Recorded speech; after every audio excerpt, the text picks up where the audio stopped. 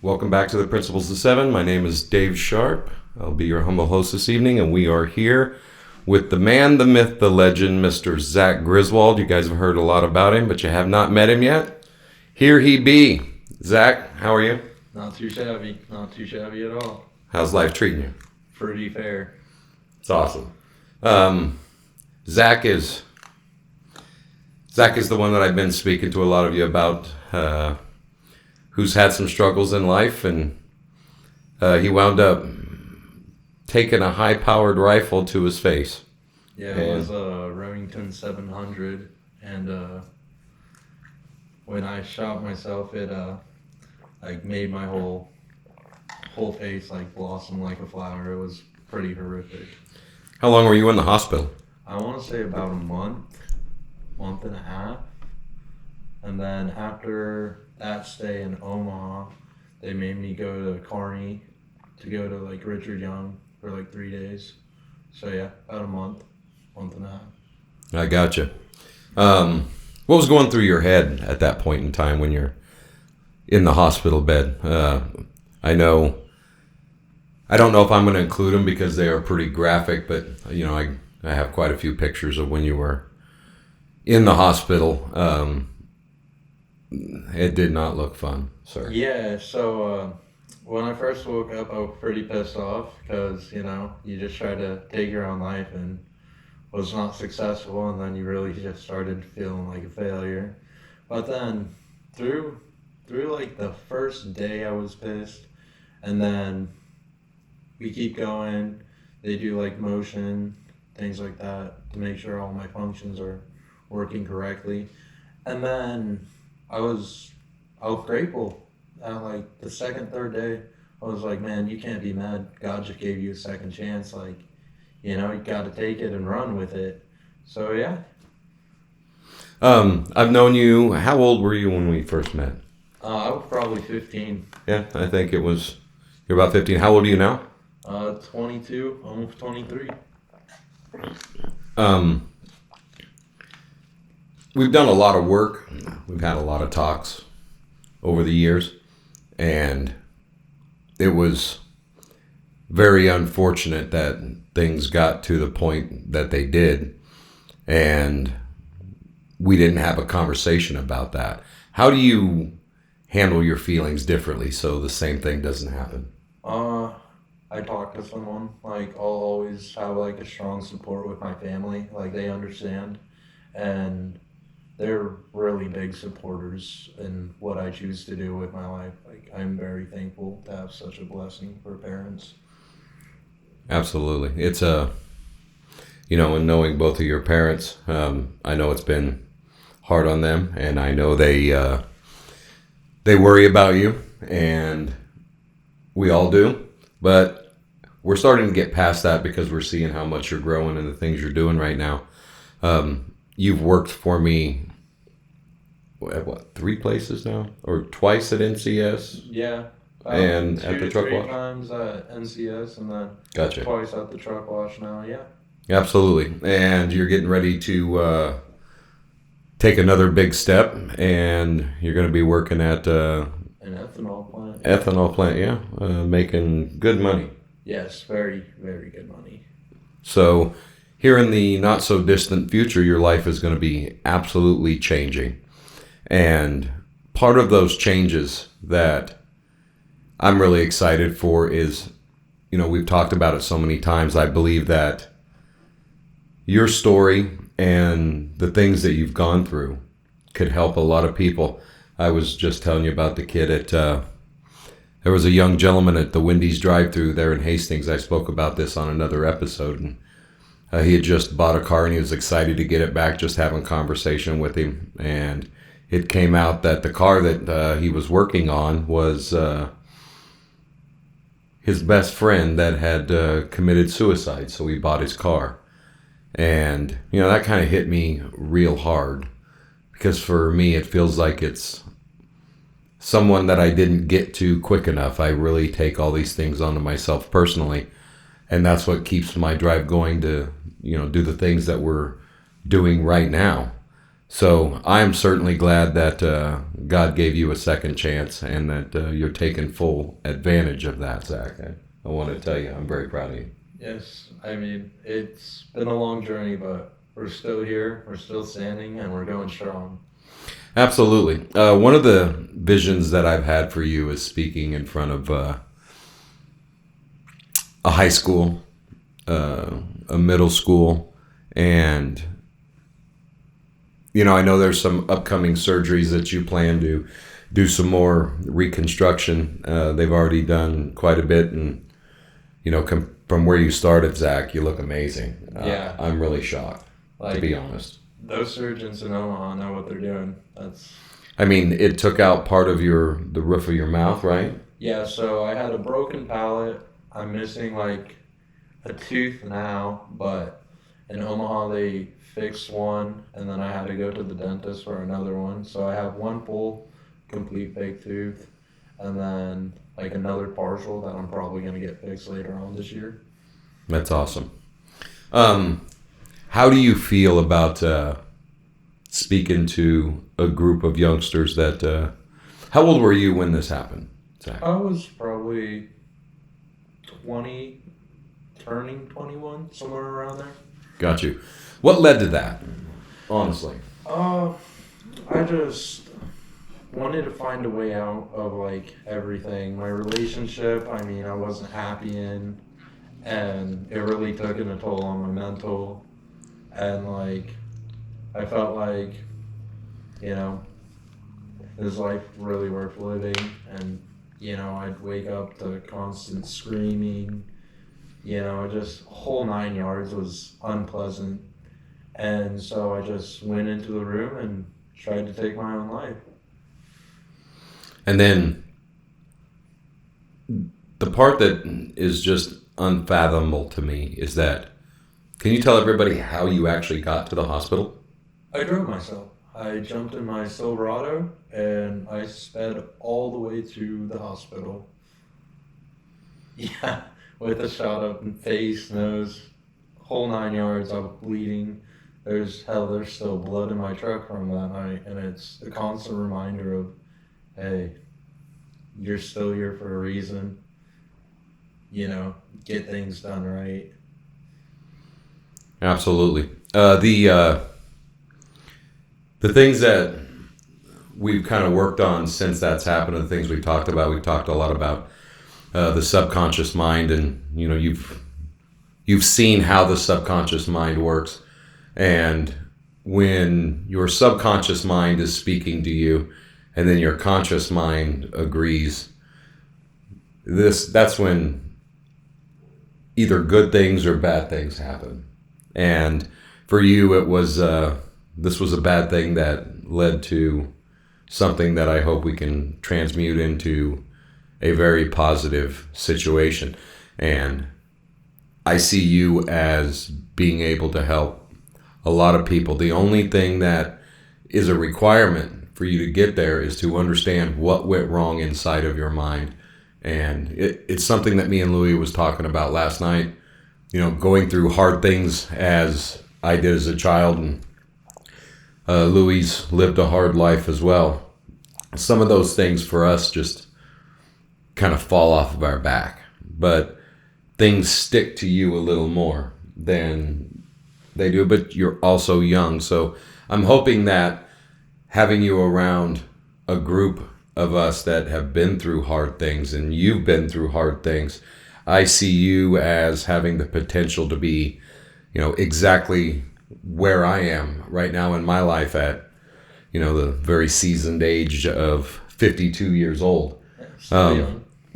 Still young. I feel young. I still act young. So I hope that aspect of me doesn't change. But for you, what has been the biggest help since you got out of the hospital and you were blessed and thankful for a second chance and getting back into life and moving forward? Like, what's been the key? Trying to connect with God would be top three for sure.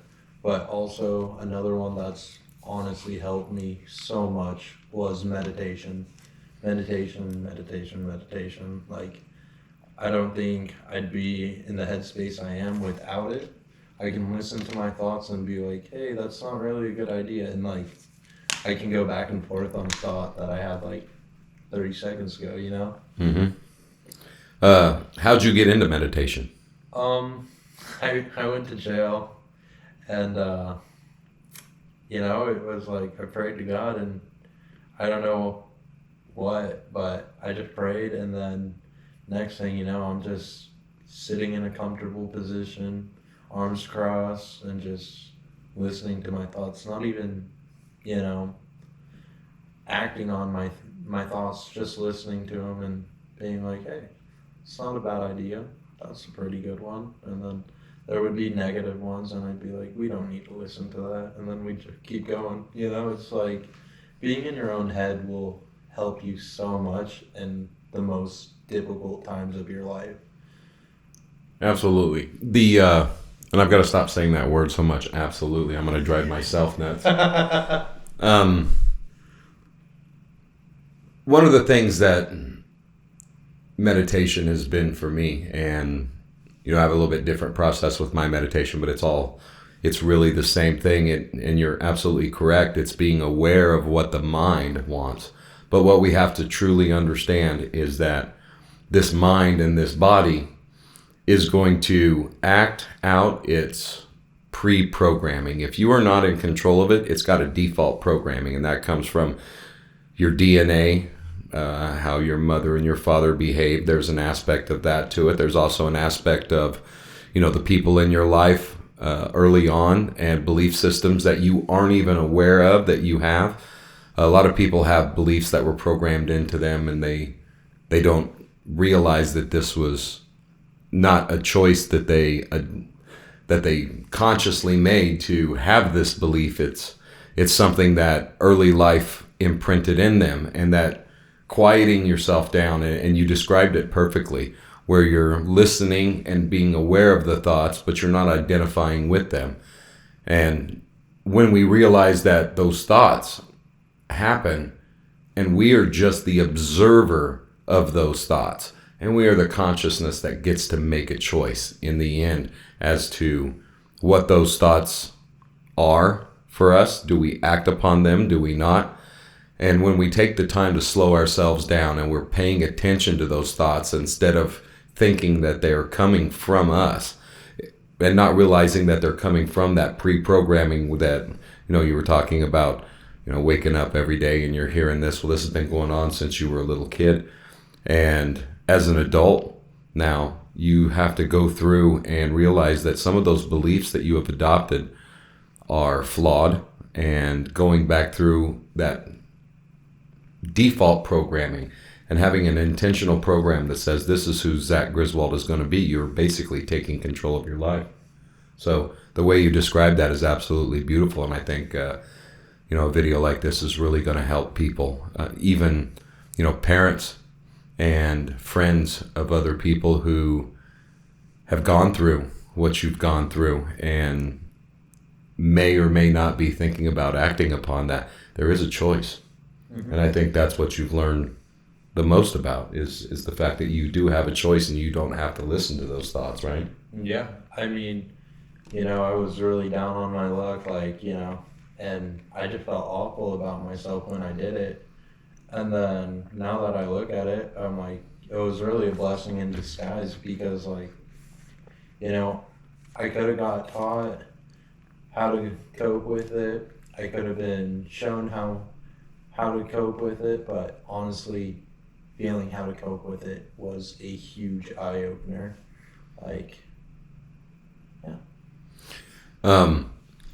At NCS, you're a really hard worker. You take pride in what you do and you want to do a really good job. So I'm sure when you make this transition to the next job, that side of you is only going to grow. But I've seen you since you were 15 years old, and we used to laugh and joke and we'd call each other son and dad, and that's gone on for quite a while now. But just to see you go from where you were when you were 15 years old to who you are today, even though there has been some catastrophe in the middle of that, like you said, finding God and understanding more about yourself. I just see you being a blessing to a lot of people. You are still young, but as you grow up and you get your life more and more and more under control, the sky's the limit. Don't ever limit yourself, Zach. There's so many things that you can do. I think this video is going to be very important for people to watch. When they see somebody who has done the act, like when you're spending a month in a hospital and having seen those pictures, man, it is a miracle that you're here. Yeah. I mean, point blank with something that is designed to kill from hundreds of yards away. Yeah, it was a sniper rifle, and to put it right in my mouth. And I'm a tall dude, like I'm 6'1", and I still had to bend over just to, angle it. I think that probably saved your life. Oh yeah, no doubt. Absolutely. I think that saved your life. And I'm very thankful for that, because I got to tell you, man, I love working with you. I love talking to you. I love watching you grow. And it really, really hurts me when I see you struggle. And I'm glad we've gotten past a lot of that. Not that you're never going to have struggles again, but I know I personally have a lot of confidence in how you're going to handle things. You got some classes coming up, and you're finishing out your last of your legal woes so that we can get that put to bed and you can be free and clear. Are you looking forward to that? I mean, yeah. I mean, it's been a journey for sure, from shooting myself to getting into legal predicaments. Like, the list could go on, but, I'm very confident. Like, this was just one hiccup that I needed to learn again, and God sure gave me a lesson. That's awesome. This is not going to be the last time that we speak to Zach. There's a lot of things that we have up and coming. He went down to Bourbon Jack's with me. We're going to be going to Bourbon Jack's tomorrow morning at 9 o'clock. We have a shoot that we're going to do there with Jack. We're going to have a conversation with him that I know Jack's very nervous about, and I'm very thankful that you came down when I was speaking with Jack, because he needs to understand going into this what my role is in this Bourbon Jack journey that we're on. And it is honestly about the healing of negativity. I mean, Jack deserves to be able to open that bar and restaurant, and we're going to make it a success. I mean, you've known me long enough to know that, and it's exactly where you're going. For the most part, I don't fail. I put my mind to something, I'm going to do it, and if I say it, I mean it. Exactly. So, thank you for helping me with that. I'm even going to bring that up to him a little bit tomorrow, and I bet you we get on camera that it meant a lot to him. Perfect. I appreciate you. Guys, if you like what you heard, please do us a favor. Like, comment, subscribe, all that good stuff. We're going to cut it here for now, and we're going to sit here and strategize and figure out what we want to do next. And I want you to not forget about Zach, because you're going to be seeing him a lot in the future. And if there's anybody out there in Hastings, I don't know who's going to hear this video, but if you need any type of help, please reach out to the YouTube channel. I'm on Facebook here in Hastings. I just started Facebook. I don't know much about it, so I don't know how to tell you to find me. Maybe you can help me with that, Zach. But if you need to get a hold of me, get a hold of Zach, any of the team that you're going to hear us talking to, just please reach out to us before you have any bad decisions come your way. Let us at least take a shot. I've done this for a long time. I'm really good at this, and I'm not trying to blow my own horn. I'm a very humble man, but my success is what drives me to keep trying to make a difference all around me. So, how can they find me on Facebook? Just looking up Dave Sharp. You could even go through my Facebook. I mean, it's out there. It's Zach Griswold, and you'll see this handsome face. But yeah, just reach out, man. Because no matter how hard it feels, there's always going to be a light at the end of the tunnel. Always. Zach, I love you, brother. I love you too. Yeah. All right, we're going to cut her there. Everybody have a good night, and God bless. Thank you.